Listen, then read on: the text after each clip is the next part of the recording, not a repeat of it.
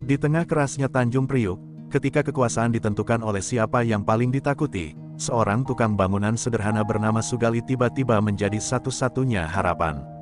Ketika Gatot, penguasa Priuk berlapis tameng baja hitam yang tak pernah terkalahkan, mulai menguasai pelabuhan dengan kekuatan yang melampaui manusia, hanya Sugali yang berani berdiri melawannya. Dengan palu guntur di tangan dan tekad para warga di dadanya, Sugali menemukan sebuah ilmu terlarang, pukulan jiwa murni, yang mampu memecahkan tameng baja maupun kelamnya jiwa manusia. Dan malam ketika cahaya emas bertemu baja hitam, Tanjung Priuk berubah menjadi panggung pertarungan paling dahsyat yang pernah disaksikan. Sugali adalah tukang bangunan sederhana di Jakarta Utara. Tak ada yang tahu bahwa ia mewarisi ilmu, palu guntur, kekuatan sakti yang membuat setiap ayunan palunya bisa memecah baja dan menumbangkan pohon besar. Sugali selalu merahasiakan kemampuannya demi hidup tenang. Wilayah Tanjung Priuk sedang dikuasai oleh Gatot, seorang tokoh kuat yang memiliki pasukan serigala laut. Ia menguasai jalur bongkar muat, memungut biaya ilegal, dan membuat warga resah. Kabarnya Gatot juga menguasai ilmu, tameng baja hitam, membuat tubuhnya hampir tidak bisa ditembus. Suatu hari, warga Priuk yang putus asa mencari pertolongan menghampiri Sugali. Mereka mendengar rumor kekuatan palu Sugali dan memintanya turun tangan. Sugali menolak, tapi hatinya tergerak ketika mengetahui seorang anak kecil terluka karena ulah anak buah Gatot. Sugali akhirnya mendatangi pelabuhan. Ia langsung dikepung puluhan serigala laut. Dengan satu ayunan palu sakti, gelombang kejut menghancurkan kontainer dan membuat para pengikut Gatot terlempar. Nama Sugali pun mulai terdengar di seluruh Priuk. Mendengar kekacauan itu, Gatot marah besar. Ia mengirimkan 3 pendekar penjaga, Rono si kaki besi, Jarot si tangan rantai, dan Wulan si mata elang. Mereka berjanji membawa kepala Sugali sebelum malam. Di sebuah gudang tua, Sugali dihadang 3 penjaga. Pertarungan sengit terjadi, ledakan rantai, tendangan baja, dan panah melayang. Sugali mengeluarkan jurus pamungkas, palu guntur berlapis 3, mengalahkan mereka satu persatu. Namun ia terluka. Sugali mendapat informasi bahwa Gatot memperoleh kesaktiannya dari pusaka kuno yang disimpan dalam bunker bawah pelabuhan. Konon, hanya serangan yang berasal dari pukulan jiwa murni yang bisa menembus tameng Gatot. Sugali harus menemukannya sebelum bertarung. Sugali pergi ke dermaga paling tua, tempat gurunya dulu tinggal. Ia melakukan ritual kuno untuk mengaktifkan pukulan jiwa murni. Dalam penglihatan batin, ia berjumpa bayangan sang guru yang mengingatkannya bahwa kemenangan bukan soal kekuatan, tetapi hati yang bersih. Di tengah hujan badai, Sugali dan Gatot bertemu di atas kapal kargo. Gatot dengan tubuh hitam mengkilap menahan semua serangan Sugali. Sugali hampir tumbang, tapi ia mengumpulkan seluruh kekuatan hatinya dan menyalurkan pukulan jiwa murni melalui palunya. Tameng baja hitam retak, lalu hancur. Gatot takluk. Setelah Gatot tumbang, warga kembali menguasai wilayah mereka. Pelabuhan menjadi aman. Sugali menolak menjadi penguasa, ia kembali bekerja sebagai tukang bangunan. Namun legenda tentang Sugali, tukang bangunan sakti tetap hidup di Tanjung Priuk. Pagi di Jakarta Utara selalu dimulai dengan suara mesin, klakson, dan teriakan mandor. Namun bagi Sugali, bunyi paling akrab adalah dentuman palu yang bertemu besi. Setiap pagi, ia berjalan menyusuri gang sempit dengan tas peralatannya yang lusuh. Wajahnya selalu datar, seolah menyimpan banyak hal yang tidak perlu diketahui dunia. Di balik tubuh kekar dan kulit yang menghitam oleh matahari, ada cerita panjang yang hanya ia dan langit yang memahami. Sugali bekerja sebagai tukang bangunan di berbagai proyek sekitar pelabuhan Tanjung Priuk. Ia dikenal pendiam, tidak pernah mencari masalah, dan selalu datang paling awal. Namun para pekerja lain diam-diam menyadari sesuatu tentang dirinya, palu yang ia gunakan berbeda. Saat orang lain memerlukan 2 atau 3 pukulan untuk meratakan beton, Sugali hanya perlu 1. Tidak pernah ada yang berani menanyakan alasannya. Mereka menganggapnya aneh, tapi tetap menghormatinya. Di suatu pagi yang lain, ketika gugusan awan tampak berat seperti hendak jatuh, Sugali berdiri sendirian di atap bangunan setengah jadi. Angin menerpa wajahnya, membawa aroma laut dari kejauhan. Ia menggenggam palu tuanya, memasang paku, dan sekali pukul, DUAAR, dentumannya terdengar tidak wajar, seperti ledakan kecil. Para pekerja di bawah mendongak, bingung. Tapi Sugali hanya menunduk pelan, menarik napas panjang, seolah menyesali kekuatannya sendiri. Kekuatan itu bukan miliknya sejak lahir. Sugali mewarisi ilmu, palu guntur, dari guru lamanya, seorang pendeta tua yang pernah menyelamatkannya ketika ia masih anak jalanan. Ilmu itu diberikan bukan untuk gagah-gagahan, melainkan untuk melindungi yang lemah. Namun sejak gurunya meninggal, Sugali berjanji tidak akan pernah menggunakan kekuatan itu kecuali keadaan memaksanya. Dan selama bertahun-tahun, ia berhasil menjaga janji tersebut. Namun, jauh di dalam hatinya, Sugali tidak pernah merasa benar-benar damai. Ia tahu bahwa kekuatannya bukan sekadar anugerah, tetapi juga kutukan. Setiap kali dentuman palunya terlalu keras atau pukulannya terlalu kuat, bayang-bayang masa lalunya kembali menghantui. Ia pernah sekali kehilangan kendali dan membuat seseorang terluka parah. Momen itu selalu membayang di ujung kesadarannya, membuatnya takut pada dirinya sendiri. Di lingkungan tempat kerja, para pekerja sering berbincang tentang siapa sebenarnya Sugali. Ada yang bilang ia mantan pendekar, ada yang menyebutnya bekas anggota pasukan khusus, bahkan ada yang percaya ia bukan manusia biasa. Tapi Sugali tidak pernah menanggapi. Ia tidak peduli bagaimana dunia menilainya. Selama ia bisa menjalani hidup tenang sebagai tukang bangunan, makan cukup, bekerja jujur, dan pulang sebelum senja. Namun hari itu, sesuatu terasa berbeda. Saat istirahat siang, Sugali duduk di pinggir bangunan sambil menatap langit. Seorang anak kecil dari perkampungan sekitar lewat sambil membawa layang-layang. "Bang Sugal, kapan bang ngajarin aku mukul paku kayak abang?" tanya anak itu polos. Sugali hanya tersenyum kecil, senyum yang sangat jarang terlihat, dan menepuk kepala bocah itu. "Kalau kamu besar nanti. Tapi ingat, mukul paku itu bukan tentang kuatnya otot, tapi kuatnya hati," katanya pelan. Sebelum Sugali sempat melanjutkan kalimatnya, terdengar suara sirene dari kejauhan, keras, memecah suasana. Seorang pekerja berlari terbirit-birit. "Gal, warga Priuk ribut lagi. Orang-orangnya Gatot ngamuk di pelabuhan." Sugali terdiam. Seketika, udara di sekitarnya berubah berat. Ia memandang palu di tangannya, lalu memandang ke arah pelabuhan yang berkabut. Ia tahu ketenangan hidupnya tidak akan bertahan lama. Sesuatu, atau seseorang, akan memaksanya membuka kembali kekuatan yang telah lama ia kubur. Angin sore membawa aroma asin dan minyak solar dari arah pelabuhan. Dari kejauhan, Sugali melihat kepulan asap tipis naik dari kawasan pergudangan. Ia berdiri terpaku di atap bangunan, memandangi pemandangan yang tak asing namun selalu membuat dadanya sesak. Keributan di Tanjung Priuk bukan hal baru, tapi kali ini, sirenenya lebih sering, teriakannya lebih keras, dan kegelisahan semakin terasa bahkan dari tempatnya berdiri. Di bawah sana, para pekerja mulai mengakhiri hari mereka lebih cepat dari biasanya. "Serigala laut muncul lagi," gumam seorang mandor dengan wajah pucat. "Anak-anak buah Gatot lagi cari siapapun yang berani nolak pungutan." Para pekerja saling pandang dengan gelisah, buru-buru membereskan peralatan. Sementara itu, Sugali masih diam. Ia tidak ingin ikut campur, tapi kata-kata, "orang-orangnya Gatot ngamuk," terus bergema di dalam kepalanya. Gatot bukan sekadar nama besar di Priuk, ia adalah bayangan gelap yang menaungi seluruh pelabuhan. Tidak ada yang tahu pasti dari mana kekuatannya berasal. Konon ia pernah menenggelamkan speedboat hanya dengan satu hantaman kepalan tangan. Warga menjulukinya penguasa Tanjung Priuk, bukan karena hormat tapi karena takut. Setiap kontainer, setiap kapal, bahkan setiap kios kecil di sekitar pelabuhan harus tunduk padanya. Saat Sugali berjalan menuruni bangunan menuju jalan setapak, ia melihat beberapa warga berkumpul, wajah mereka penuh cemas. Seorang ibu tua menangis sambil memeluk anaknya yang berdarah di pelipis. "Barusan dipukul mereka, Bang, cuma karena anak saya nggak mau nyerahin mainan barunya," katanya terseduh. Sugali menunduk, menahan napas panjang. Adegan itu meretakkan dinding sabar yang selama ini ia bangun. Seorang pemuda datang tergopoh-gopoh, pakaian kerjanya compang camping. "Bang Sugal, lo harus lihat sendiri. Serigala laut ngacak-ngacak pasar. Mereka cari orang buat dijadiin contoh," katanya. Pemuda itu memegang bahu Sugali kuat-kuat, seakan memohon. "Bang, lo yang paling kami percaya." Kata-kata itu menghunjam Sugali lebih keras daripada pukulan baja. Sugali awalnya ingin menjawab tidak. Ingin mengatakan bahwa ia hanya tukang bangunan, bukan pahlawan.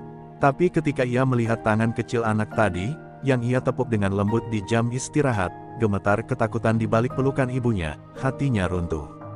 Ia merasakan sensasi familiar di dadanya, panas, berat, dan bergetar, pertanda kekuatan palu guntur mencoba bangun dari tidur panjangnya.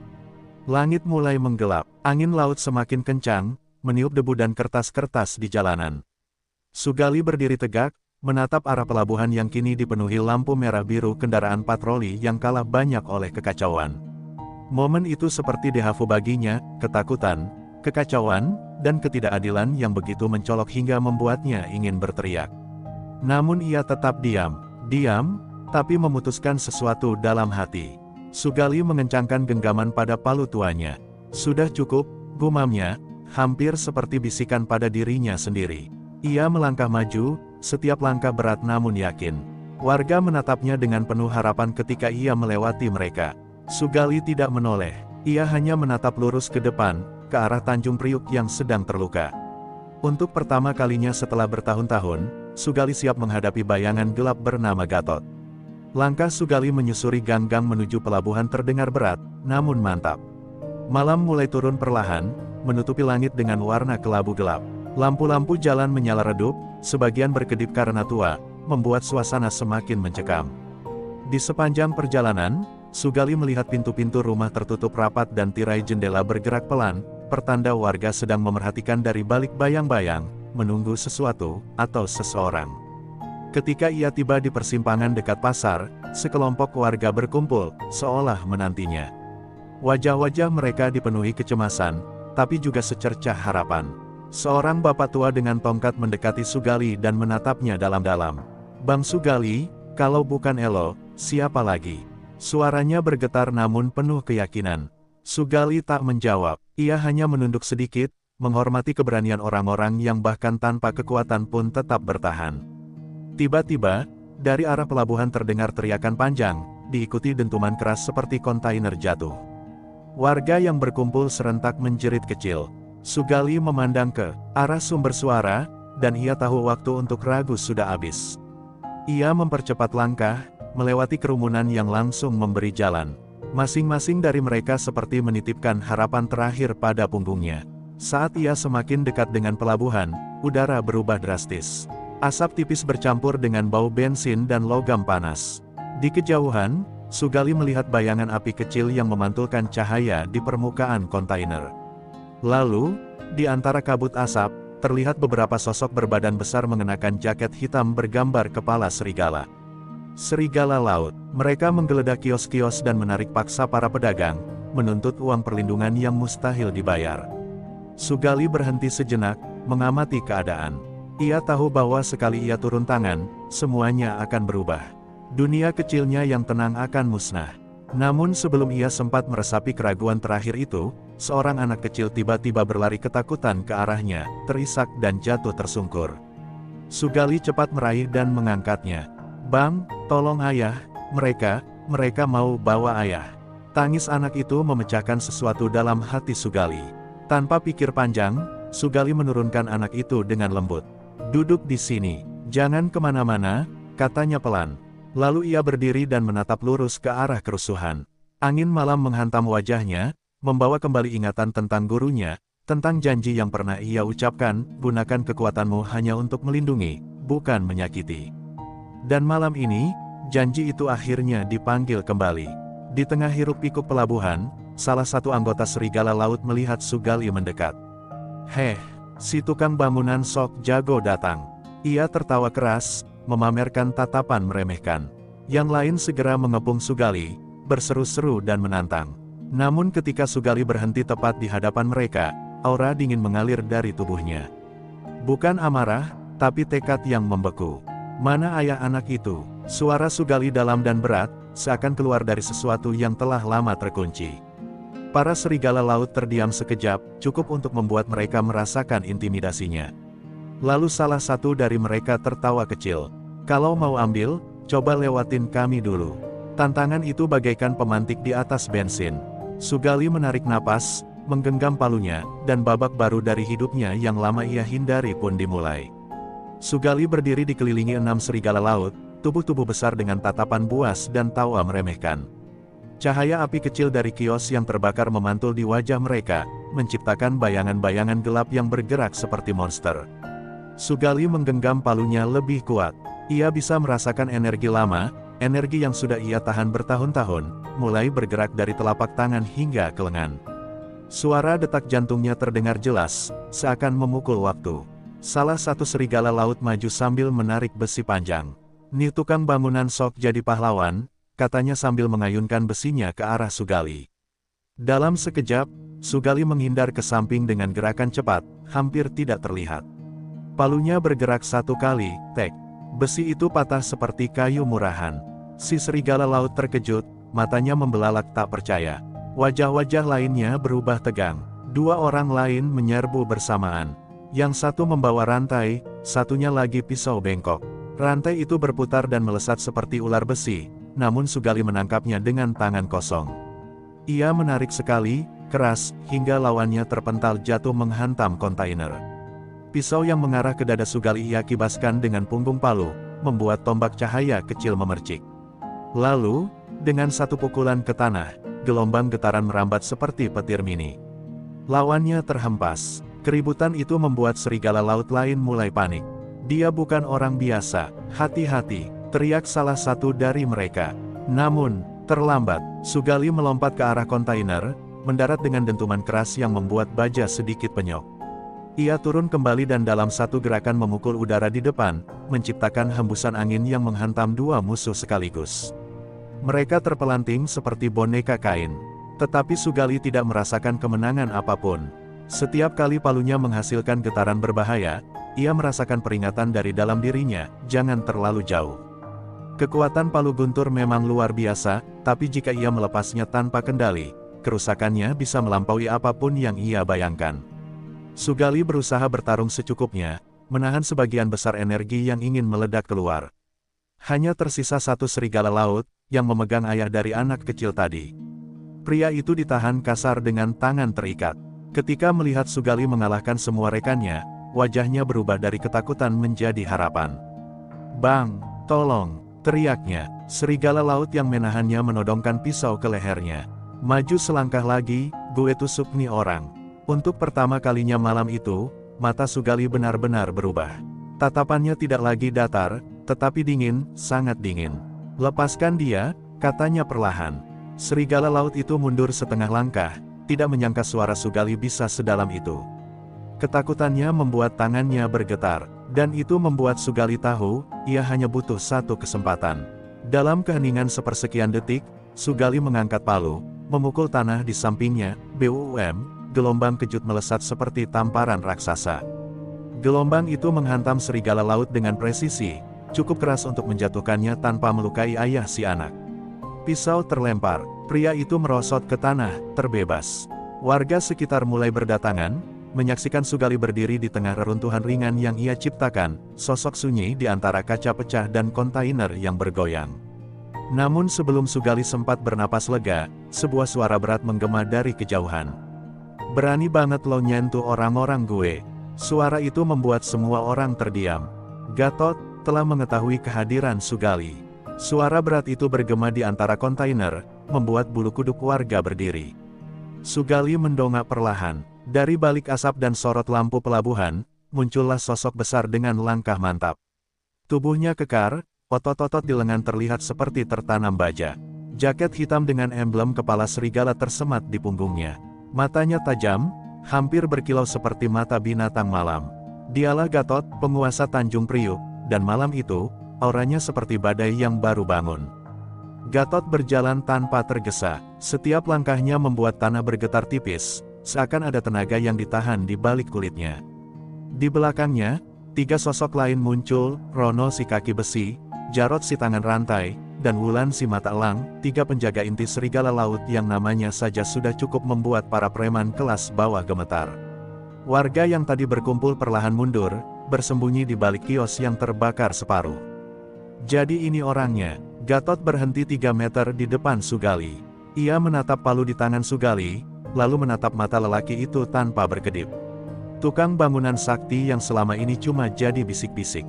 Nadanya tidak tinggi, tapi dingin, dingin seperti pisau yang baru ditarik dari air es. Sugali berdiri tegak, tidak mundur, tidak pula menjawab. Hening itu justru membuat Gatot tersenyum sinis.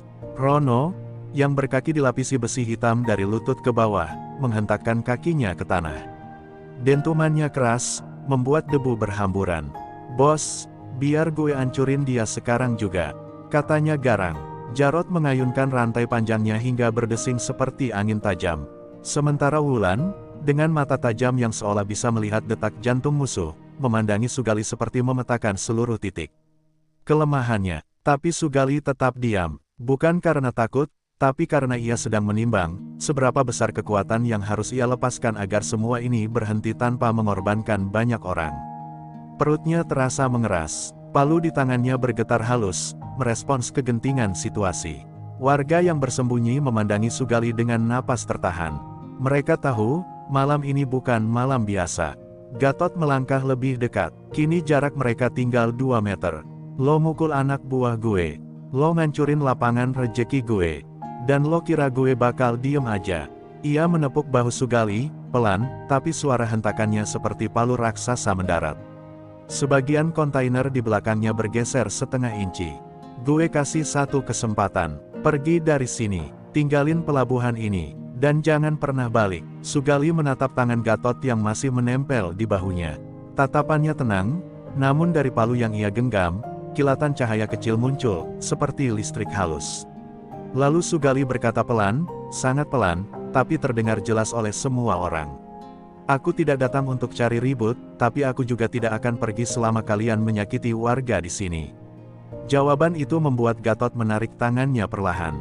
Wajahnya berubah, senyum sinisnya hilang, digantikan amarah dingin yang jauh lebih berbahaya. "Rono, Jarod, Wulan." Gatot mengangguk tanpa menoleh. "Hancurkan dia." Ketiganya maju serentak, membawa aura mematikan yang membuat udara terasa berat.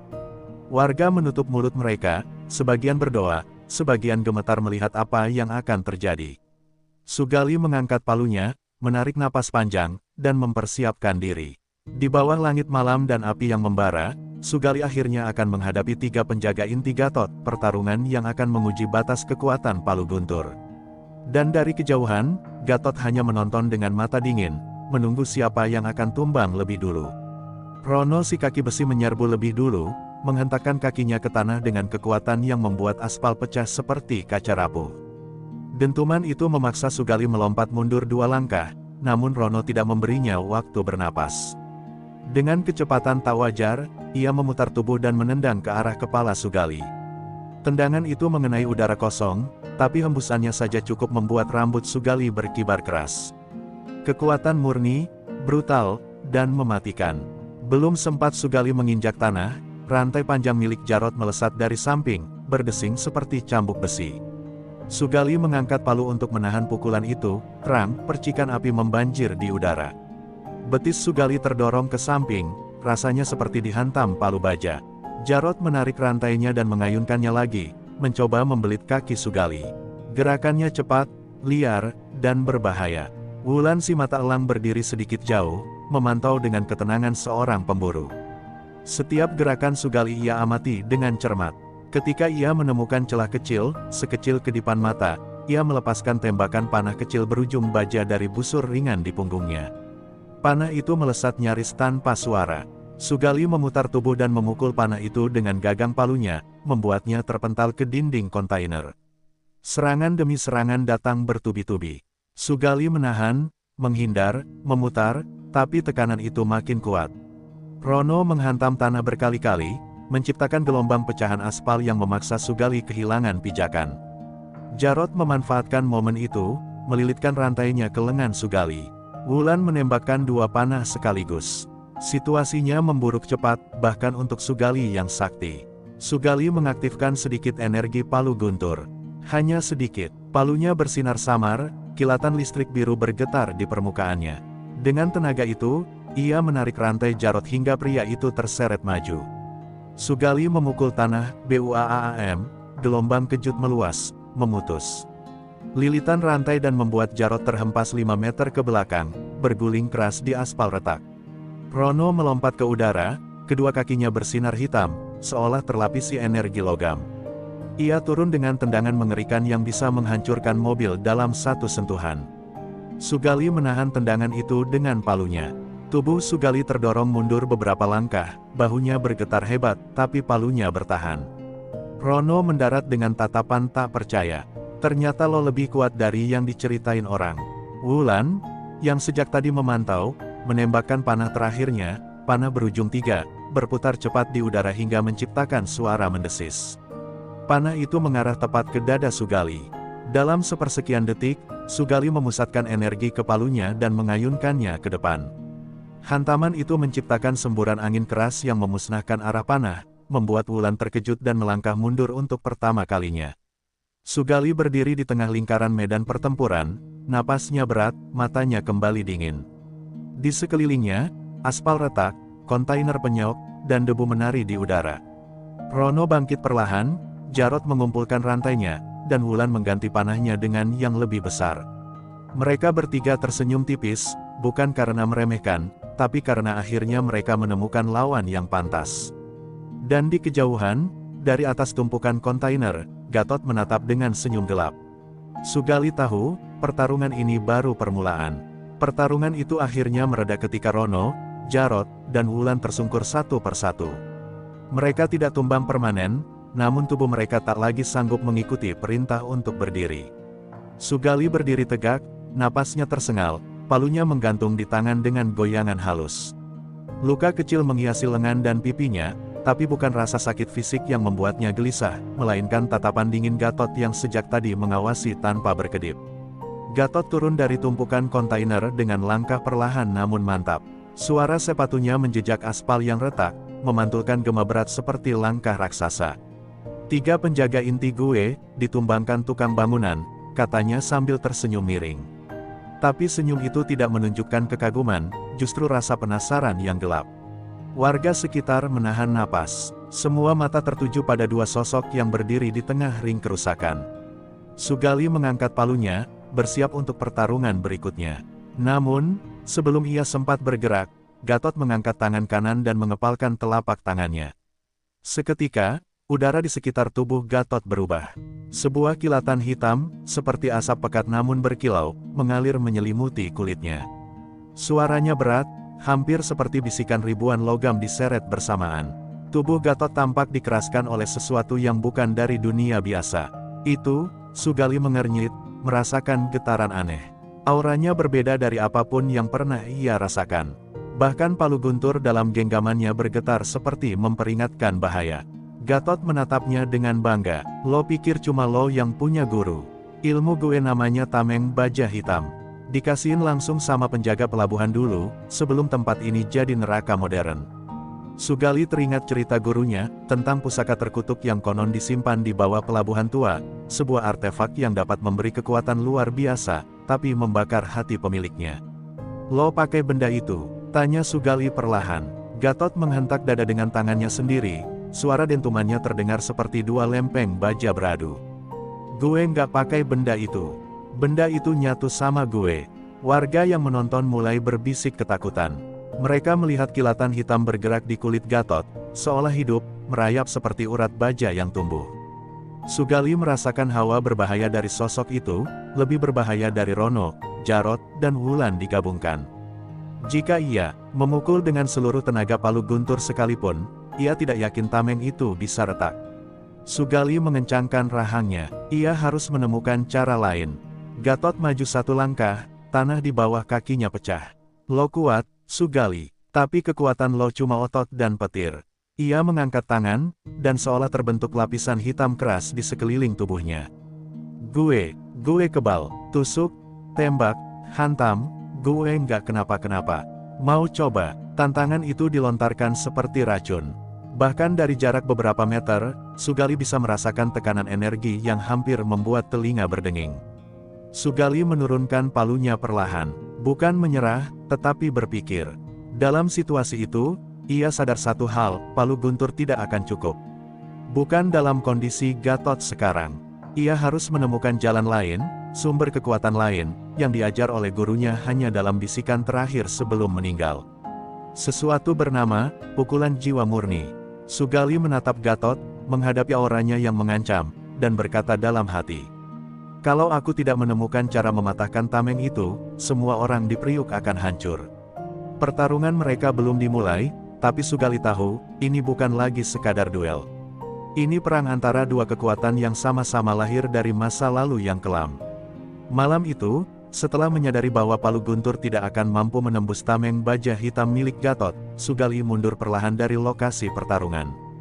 Bukan karena takut, tapi karena ia tahu kalau ia memaksa bertempur saat itu juga, hasilnya hanya satu, kekalahan.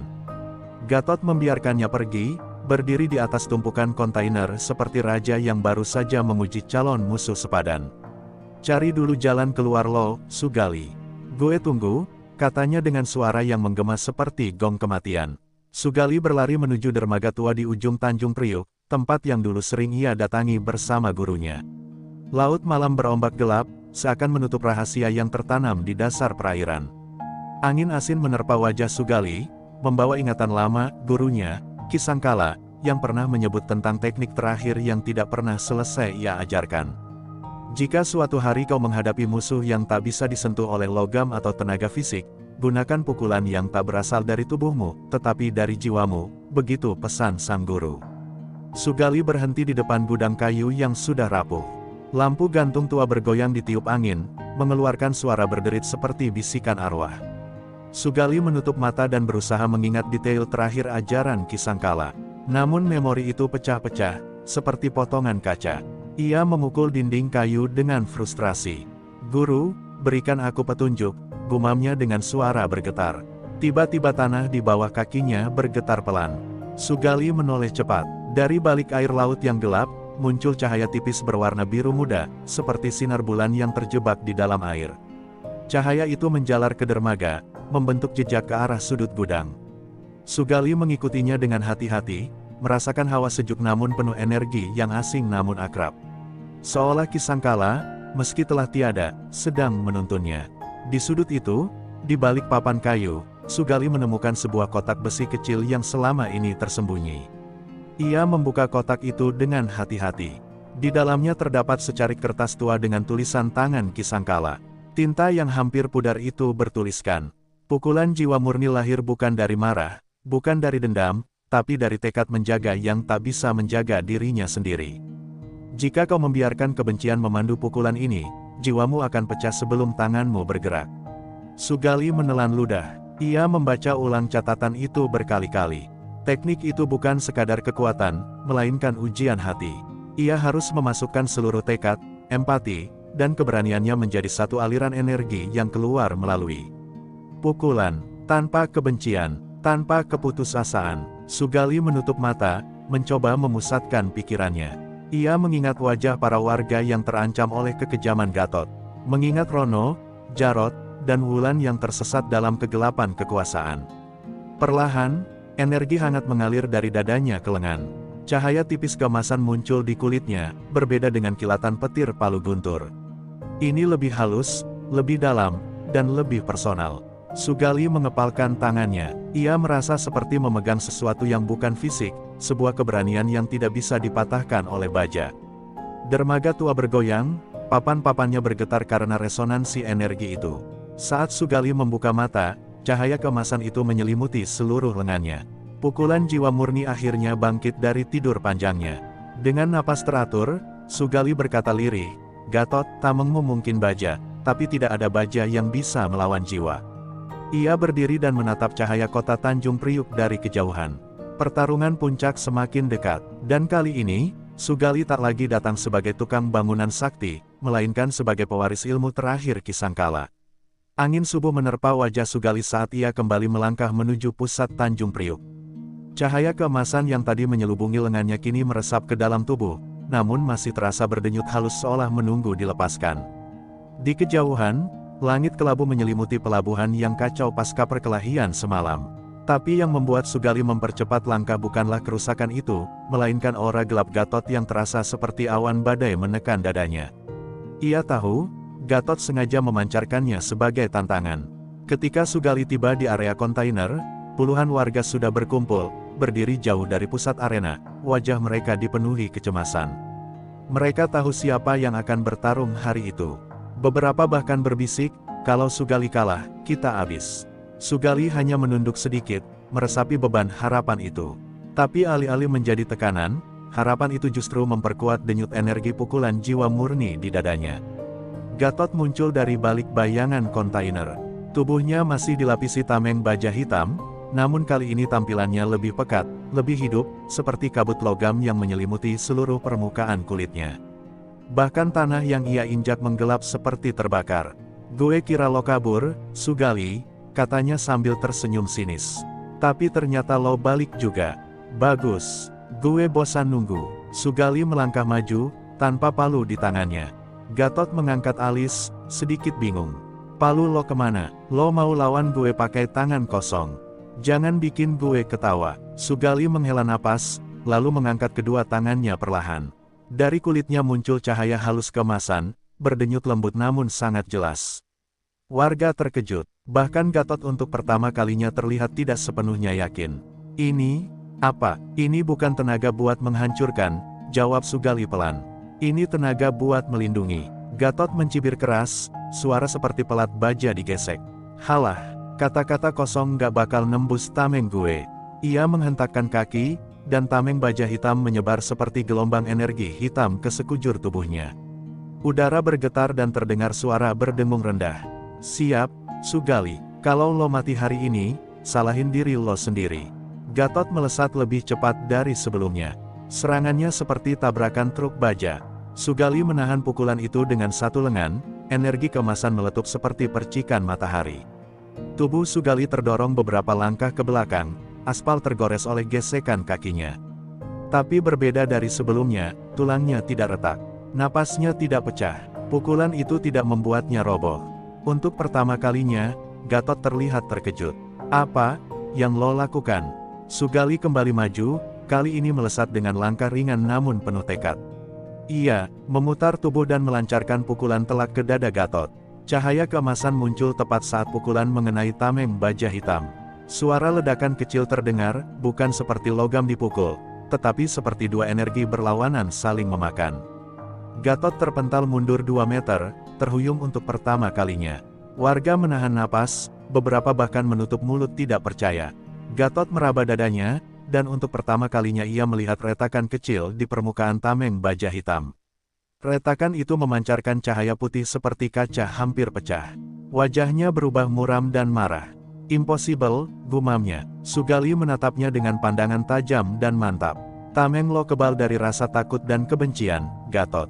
Tapi bukan dari jiwa yang tulus." Pertarungan belum selesai, tapi untuk pertama kalinya, Gatot tampak gentar. Gatot menatap retakan kecil di tameng baja hitamnya seperti melihat mimpi buruk yang tak pernah ia bayangkan. Selama bertahun-tahun, tameng itu membuatnya tak tersentuh, tak terkalahkan, bahkan dianggap makhluk setengah legenda di Tanjung Priuk. Tapi kini, seorang tukang bangunan, seorang lelaki yang seharusnya hidup biasa, telah membuat retakan pertama. Gatot menggertakkan giginya. "Nggak mungkin. Baja hitam nggak bisa ditembus manusia," teriaknya dengan suara yang menggema seperti badai. Sugali berdiri tegak di tengah arena, napasnya teratur meski tubuhnya mulai letih. Cahaya keemasan dari pukulan jiwa murni masih berdenyut lembut di bawah kulitnya. Ia bisa merasakan seluruh warga di belakangnya, menatap dengan harapan yang menggantung antara hidup dan mati. Sugali mengepalkan tangan. Ia tahu, retakan itu hanya awal. Untuk benar-benar menjatuhkan Gatot, ia harus menghancurkan tameng tersebut, sampai ke akar. Dengan amarah membara, Gatot menghentakkan tanah begitu kuat hingga kontainer di sekitar mereka bergetar dan beberapa jatuh berderak. Dari tubuhnya, tameng baja hitam mengembang, membentuk semacam aura logam keras yang bergerak liar seperti makhluk hidup. "Kalau jiwa lo bisa nembus tameng gue," katanya dengan suara rendah namun penuh ancaman, "maka gue bakal hancurin jiwa lo." Ia melesat maju, kecepatannya meningkat 2 kali lipat dari sebelumnya. Sugali menghindar sekuat tenaga, tapi satu pukulan Gatot mengenai bahunya. Tubuh Sugali terpental keras ke dinding kontainer, membuat dentuman logam yang membuat banyak warga menjerit. Rasa sakitnya luar biasa, seperti ditabrak kereta. Namun cahaya keemasan muncul kembali, meredam luka itu. Sugali bangkit perlahan, menatap Gatot dengan wajah berdarah namun penuh keteguhan. "Gue nggak bisa kalah, bukan hari ini." Gatot menyerang lagi, kali ini tanpa jeda, tanpa ampun. Setiap pukulan adalah badai, setiap tendangan adalah gempa kecil. Sugali menahan, menghindar, kadang terpukul. Namun setiap kali ia bangkit, cahaya pukulan jiwa murni semakin kuat. Seakan rasa sakit, ketakutan, dan harapan warga membuat teknik itu semakin murni. Warga menyaksikan dengan mata berkaca-kaca, memanggil nama Sugali. Mereka tidak hanya melihat seorang pejuang, tapi pelindung. Ketika Gatot melompat tinggi dan menurunkan hantaman terakhirnya, Sugali melihat momen yang ia tunggu, celah di tengah aura hitam Gatot. Dengan teriakan yang menggetarkan seluruh pelabuhan, Sugali melepaskan pukulan jiwa murni sepenuhnya. Cahaya keemasan memancar dari tanah sampai langit, menyilaukan semua mata. Pukulan itu menghantam dada Gatot tepat di retakan sebelumnya, dan retakan itu meledak pecah seperti kaca yang dihantam palu raksasa. Tameng baja hitam terbelah, memancarkan suara jeritan logam seakan benda hidup sedang mati. Aura hitamnya terserap ke udara, hilang seperti kabut. Gatot terpental jauh, jatuh berguling hingga berhenti di antara kontainer yang ambruk. Untuk pertama kalinya, tubuhnya tampak seperti manusia. Biasa, tanpa tameng, tanpa kekuatan gelap, tanpa perlindungan. Ia mencoba bangun, tetapi lututnya goyah. Matanya menatap Sugali dengan ketakutan yang tulus. Lo hancurin tameng gue. Sugali mendekat perlahan. Cahaya keemasannya mulai mereda, namun ketegasan di matanya tidak berkurang. Ia menghela napas panjang. Tameng lo kebal terhadap rasa takut dan kebencian, Gatot, katanya dengan suara tenang namun tegas. Tapi nggak ada tameng yang bisa menahan niat untuk melindungi orang lain. Gatot menunduk, memejamkan mata, menerima kekalahannya untuk pertama kali dalam hidup. Dan di tengah pelabuhan yang porak-poranda, warga Tanjung Priuk bersorak, menangis, berpelukan, karena malam itu, bukan hanya Sugali yang menang. Tapi harapan.